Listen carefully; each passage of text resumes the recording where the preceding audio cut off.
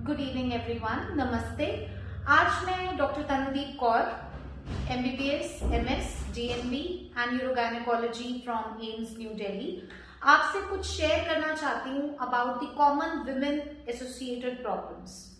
As we all know कि हम ladies को बहुत सारे टाइप्स की प्रॉब्लम्स आती हैं right from the beginning of our life. जब हम अभी ग्रो कर रहे होते हैं तब से लेकर प्रेगनेंसी, फिर उसके बाद old age and then even post old age, post menopause जो हमें प्रॉब्लम्स आती हैं। सबसे पहले मैं ये कहना चाहती हूँ कि अपने इस चैनल के थ्रू मैं आपके साथ बहुत सारे एजुकेशनल वीडियोस शेयर करना चाहती हूँ, जिसमें कि मैं आपको हर पर्टिकुलर टॉपिक के बारे में हर बार कोई ना कोई न्यू इन्फॉर्मेशन, कोई न्यू नॉलेज, कोई आपको अवेयरनेस देने वाले टॉपिक्स के बारे में बात करूंगी।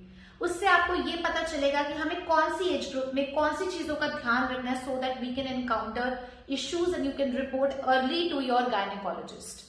तो मैं प्रैक्टिस करती हूँ एज एन ऑब्स्टेट्रिशियन, मतलब मैं pregnancy related problems, gynaecology related problems, women के हर एज ग्रुप के अंदर जो एसोसिएटेड है उसके साथ में डील करती हूँ। तो सबसे पहले मैं ये आज जो मैंने टॉपिक सिलेक्ट किया है वो मैंने सिलेक्ट किया है फॉर ऑल दोज वुमेन जो कि पीसीओडी नाम की बीमारी से संक्रमित हैं।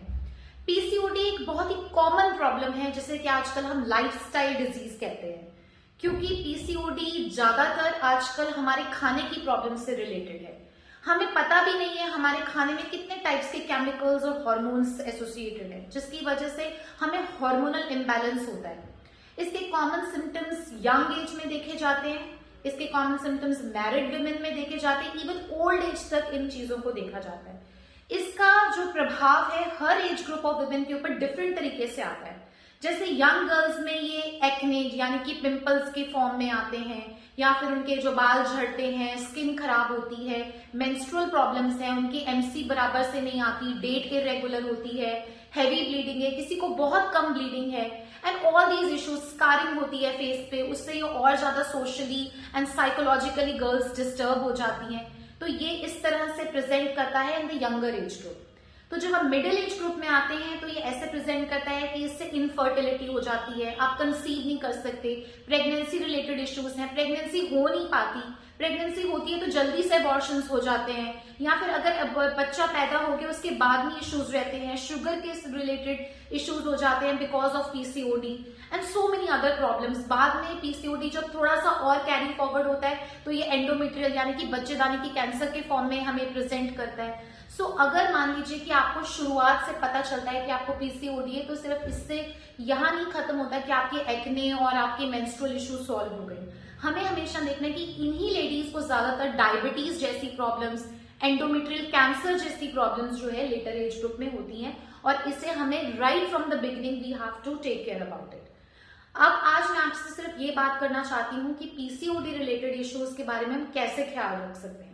अपनी सबसे पहले और सबसे इंपॉर्टेंट है अपना लाइफस्टाइल इश्यूज, हमारी डाइट, हमारे लिए एक्सरसाइज एंड हमारे लिए साइकोलॉजिकली स्ट्रेस फ्री रहना बहुत इंपॉर्टेंट है।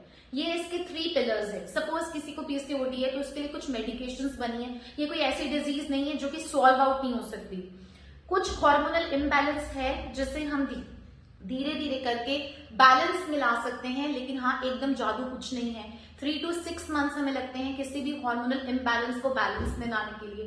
फिर आगे भी इसे मेंटेन करते रहना पड़ता है, और आपकी तरफ से हमें क्या चाहिए कि आप अपना वेट मेंटेन करें, एक्सरसाइज करें, स्ट्रेस फ्री रहें, एंड अपार्ट फ्रॉम दैट हमारी तरफ से आपको पूरा हेल्प मिलता है।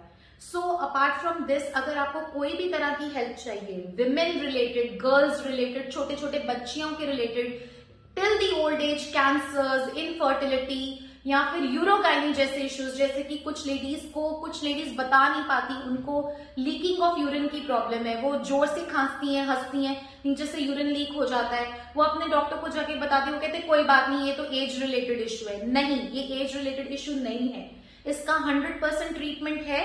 कुछ तो दवाइयों से सॉल्व हो जाता है और कुछ ऑपरेशन से, एंड ऑफ कोर्स कुछ जो है एक्सरसाइजेस से जो कि पेल्विक की होती है, जो कि हम बताते हैं कि how to do that.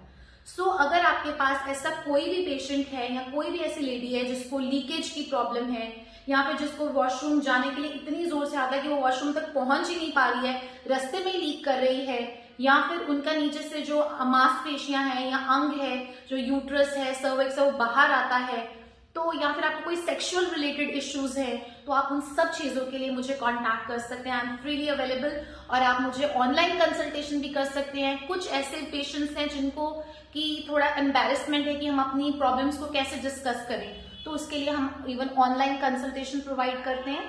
I am doing this on the behalf of healthy human clinics. लेकिन अगर आपको कोई भी इश्यूज हैं, आप मेरा नंबर नोट कर सकते हैं, you can call me on that.